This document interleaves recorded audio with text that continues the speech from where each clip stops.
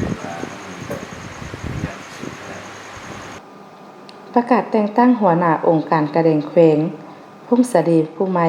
พิธีประกาศแต่งตั้งการดำรงตำแหน่งหัวหน้าองค์การกระเดงเขวงพงศดีผู้ใหม่ได้จัดขึ้นในตอนบ่ายของวันที่14พฤษภาคม2025นี้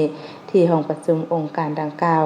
โดยการเป็นประธานของทานบุญทวีสอสุกันกรรมการประจำพรรคแขวงประธานกวดกาพรรครัฐแขวงพงศดีเข้าร่วมมิทานนางบัวไข่แก้ววิภากรหัวหน้าองค์การกระเดงเขวงมิทานคำเปลืองเมืองไซห้องหัวหน้าองค์การแขวงมีห้องหัวหน้าองค์การกระเดงเขวง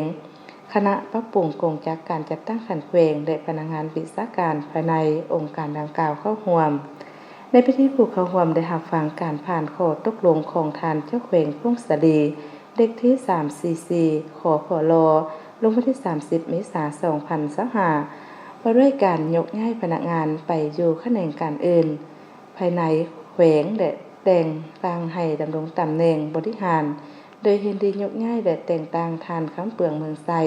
ห้องหัวหน้าห้องประกันแขวงพงศดีเป็นหัวหน้าองค์การกระเดงแขวงพงศดีผู้ใหม่อายุเกษียณแน่ตอนท้ายก็ได้เสนอพักผ่อนบำนาญแขวงและ